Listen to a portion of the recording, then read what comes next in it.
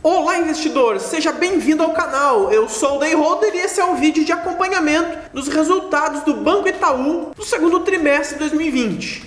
O foco aqui na comunidade é trabalhar em cima dessa carteira previdenciária de ações e fundos imobiliários. Todos os dias tem vídeo, eu compro alguma ação e faço algum comentário. O projeto está ficando cada vez mais robusto, a carteira está aí com 27 mil reais. Todos os dias a gente aporta em torno de 50 reais. Se você quiser acompanhar o nosso trabalho, vai ser muito bem-vindo. No final aqui do vídeo eu montei duas tabelas para te demonstrar algumas questões que o mercado acaba não colocando para a gente. Eu tenho certeza que você vai gostar e talvez te dê uma outra visão sobre essa instituição. Tem aqui como primeiro ponto, então, o distanciamento social impulsionou a utilização dos canais digitais. Abertura aqui pelo app Abre Conta do Itaú. É um banco que está sim em processo de digitalização. A gente verifica essa aceleração aqui no ano 2020. Agora aqui as informações de resultado, a comparação do primeiro semestre do ano passado com o primeiro semestre de 2020.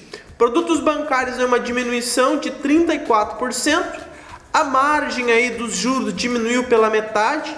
Receita de prestação de serviços aumentou levemente. Perdas esperadas aumentou 123%. Isso aqui tem uma relação com as provisões e eu vou mostrar um dado bem interessante para você daqui a pouco.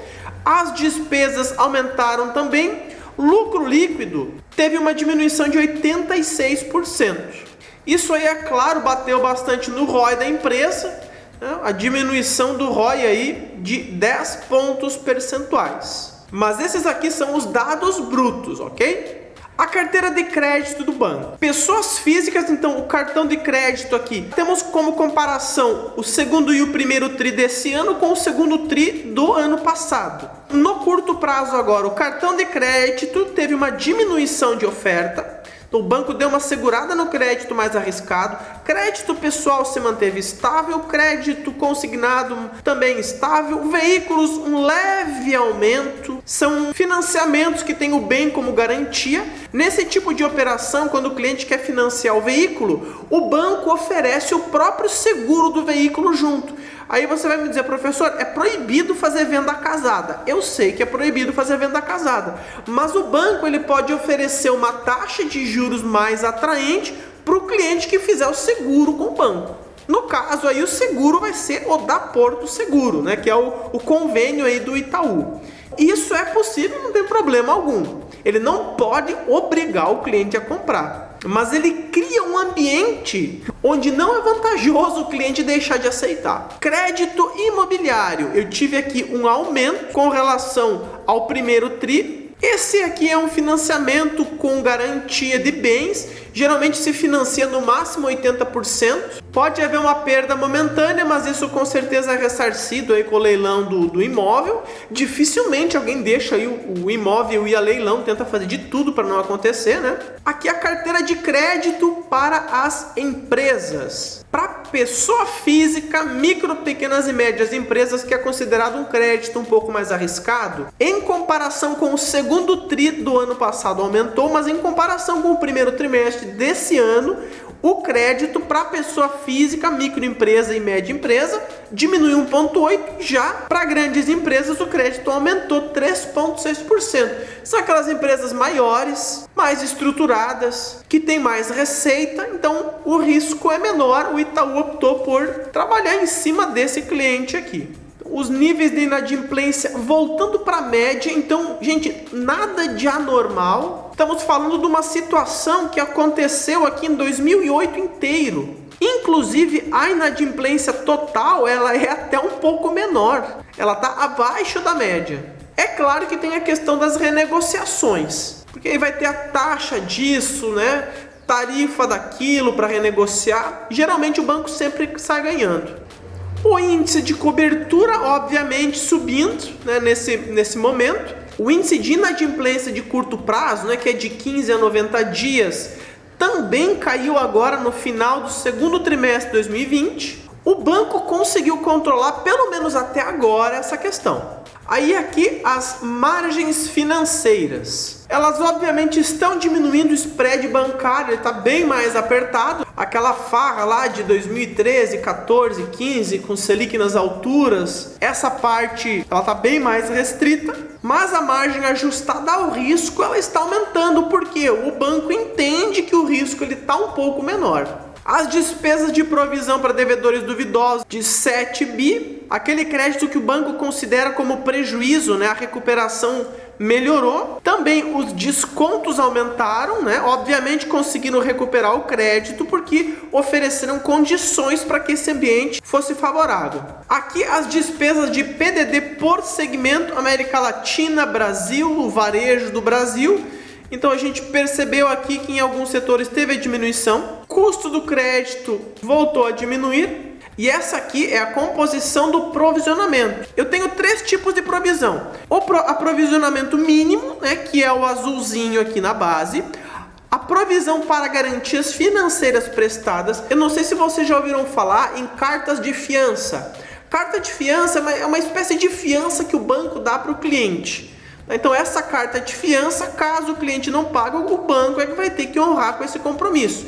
Então tem esse pequeno provisionamento, mas o restante aqui, a maior diferença aqui ficou no saldo de PDD complementar. O Itaú está provisionando mais do que ele deveria. Vamos entender esse saldo de PDD mínimo. Aqui no site do Banco Central, o escalonamento dos riscos. Então o que é um risco de nível A? Um risco de nível A é um cliente que não tem atraso. Um risco de nível B, entre 15 e 30 dias. Entre 31 e 61 dias, o nível C, 61 e 90D, até superior a 180 dias, que é o maior nível de risco, é contado aí como prejuízo, que são os 6 meses. Cada nível de risco, o banco tem que fazer um provisionamento. Então, quando você foi lá, fez um empréstimo, o banco é obrigado a provisionar 0,5% desse capital. Aí vem o nível B. Se você tem atraso aqui de 15 a 30 dias,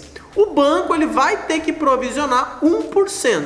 Aí o nível C provisiona 3%, né? Os níveis vão subindo até o provisionamento de 100% se for uma dívida que venceu há mais de 180 dias. Então esse é o provisionamento mínimo obrigatório pelo Banco Central. Agora eu vou te mostrar algumas conclusões que eu cheguei sobre essa situação. Nós nos deparamos com essa tabelinha aqui que eu fiz do PDD mínimo obrigatório e o PDD realizado pelo banco a partir de junho de 2019, que são os resultados do segundo trimestre do ano passado.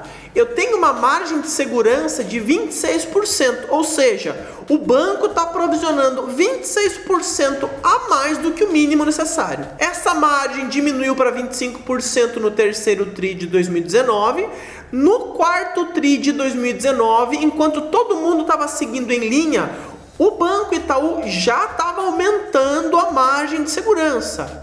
Ele precisaria provisionar 28,8, estava provisionando 39,7. Aí veio o primeiro TRI, ele deveria provisionar 31,7 e ele provisionou 47. A margem de segurança dele aumentou para 48%.